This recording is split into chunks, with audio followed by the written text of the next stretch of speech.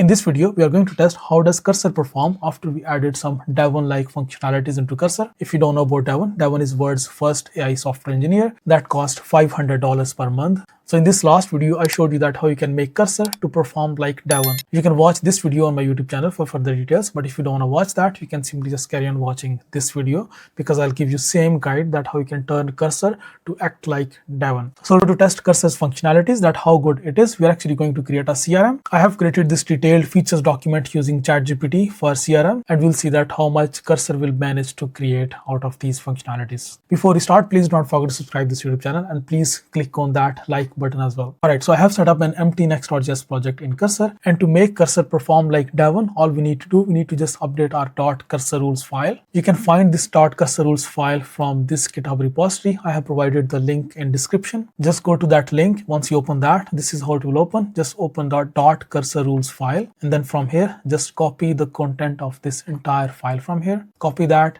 inside cursor.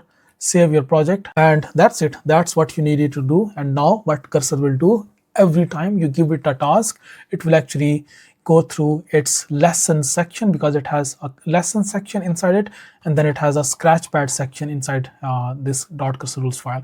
It will keep updating this .cursor rules file about the lessons that it has learned about like during the development of this project, and then it will updating the scratchpad section to write all of the functionalities that it has worked on. Now next step, we can actually copy content of this features document from here and then create a requirements file. Just create this file, paste that content here, and that's it. Now we can actually refer this file every time we want to like update cursor, we want to like tell cursor about the functionalities that we're actually building. For now, let's just give it a basic prompt and create basic functionalities of our CRM system rather than like asking it to like build all of those functionalities inside requirements.md file. We can actually just start with like small, and we can start with like small basic features. I want to build a CRM system. I have created an empty next.js project. I have created a requirements.md file to mention all of the requirements for our CRM system. I want you to start developing this CRM system. Create some basic features. Do not create all of the features mentioned in the requirements.md file. Just create some basic features.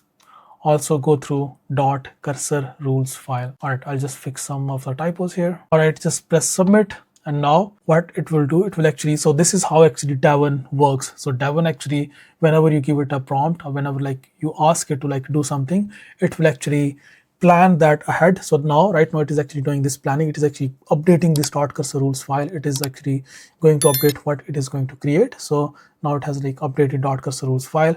Now what it is going to do, it is just like going to install Prisma and install any other required dependencies for this project. So now installing this next auth as well to build an authentication system. So yeah, so it is actually going to do all of that for us. We are just going to be, you can say this approach is called human in loop. So we are actually in loop right now. Project is open in front of us. Cursor is acting as Devon, but we are just human sitting in front of cursor, acting as human, making sure like it performs all of these steps. If it will ever face any errors, it will just like resolve all of those errors. So this approach, this .cursor rules file, just updating this cursor rules file actually enhances the performance of cursor so much. Whenever it faces a new error, it will just fix it, like look for a solution itself. It will like search on internet for itself. It will look for any of the solutions for itself. So you don't need to do anything. You're literally just like sitting and you're just like a human in loop. That's it.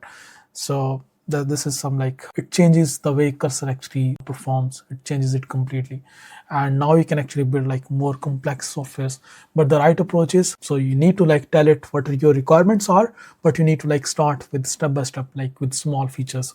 You don't need to like go mad and like ask it to like build the entire, all of those features in one go. You cannot do that.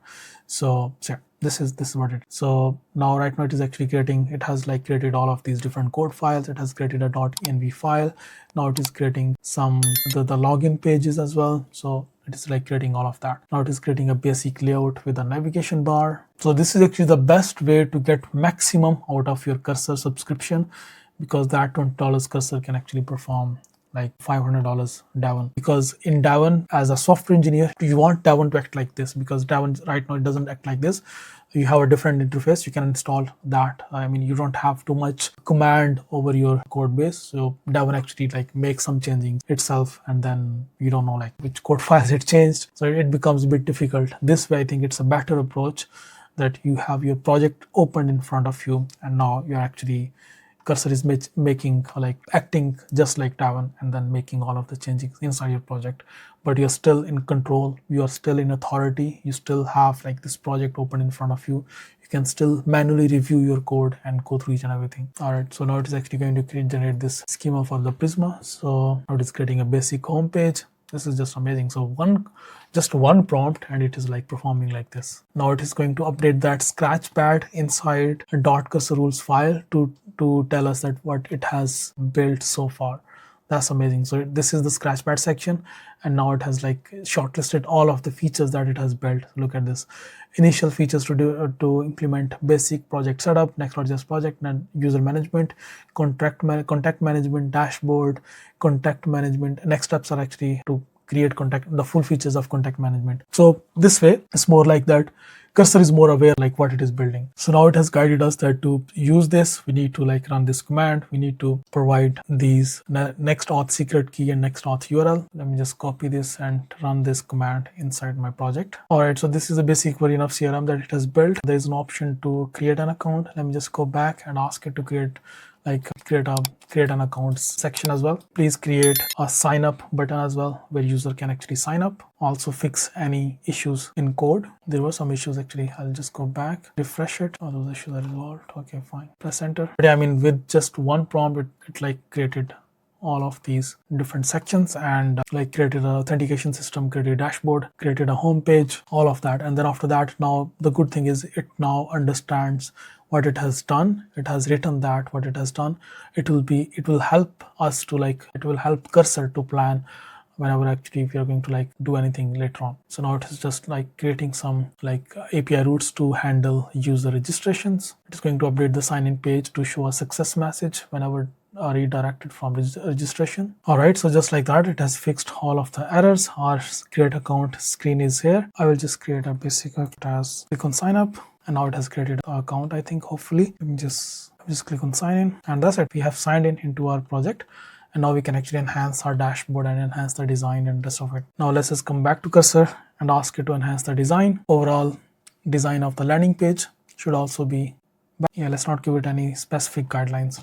Let's just give it a general guideline and see how it performs. All right, it has just finished making this changing. Let me just open that, and perfect. Awesome. Our dashboard looks better now. We have our like proper login system or authentication system working. Yeah, that's amazing. But yeah, it has created a full stack application with your backend and your front end as well. So this is like amazing. But the main difference that it has than using cursor like normally, because it has no record of all of those changings, all of those steps that it has done inside your .cursor rules file, and now you can actually build something more complex inside cursor. It now understands your project better. It can now plan any functionalities in a better way because it has a record of everything inside your cursor rules file.